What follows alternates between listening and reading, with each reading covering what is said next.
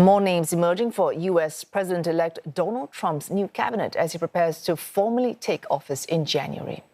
U.S. media reporting that Mr. Trump is expected to appoint Florida Senator Marco Rubio as Secretary of State, South Dakota Governor Kristi Noem as Chief of Homeland Security, and immigration official Tom Homan as border czar.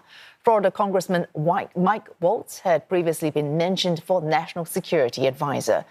The latest picks lending strength to expectations of a continued hardline stance on immigration and China. China has made no comment. The foreign ministry says its stance towards the U.S. is consistent and clear. Mr. Rubio is one of the most outspoken American lawmakers against Beijing. He has sought restrictions on Chinese firms being allowed to operate in the United States, as well as punishment for China over its alleged human rights abuses in the Xinjiang region. Mr. Waltz, meanwhile, has expressed the need for the U.S. to prepare for potential conflict with Beijing in the Asia-Pacific. Simon, given the names that we have been hearing over the last few days, are we looking at any particular tilt, whether on foreign policy or immigration, or do you see balance?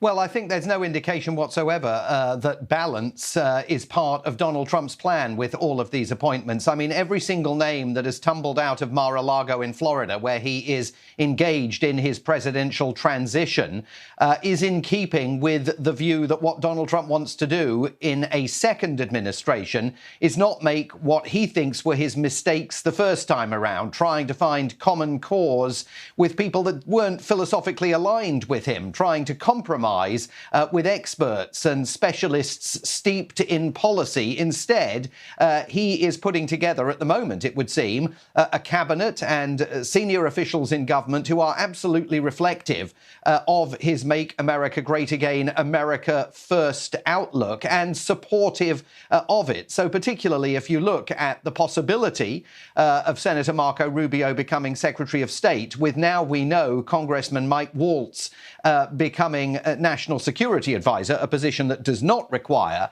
Senate confirmation. I mean, those would both be figures who are particularly hawkish on China.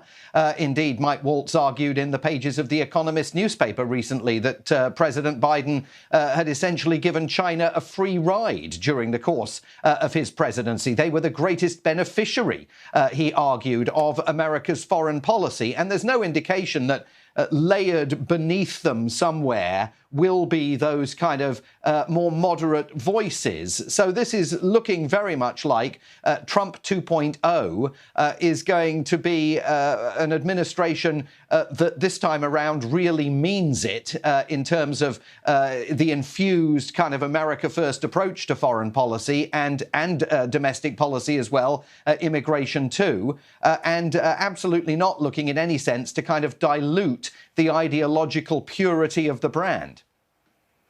All right, Simon, in the lead up to elections, many analysts were suggesting that what happens out of these elections, the results would determine what happens for Mr. Trump's felony convictions.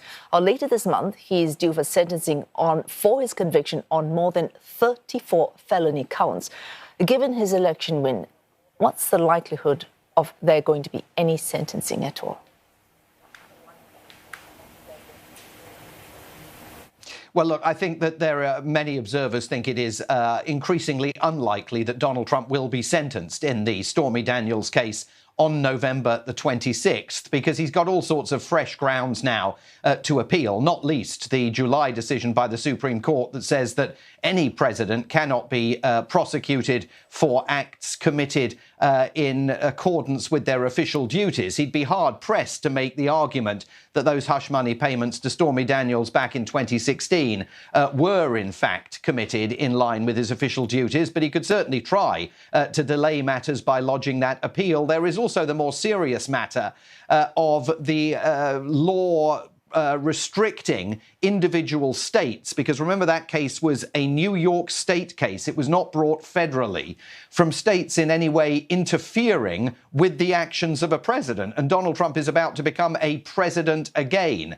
So there are, I think, skeptics out there who think that certainly before he enters the Oval Office. It's unlikely that he'll be sentenced in that matter. It is possible that it all could simply be kicked into the long grass and we'd get to 2028. He would leave the White House and there'd be the possibility of revisiting it. But any kind of serious penalty, I think, is absolutely receding in that case.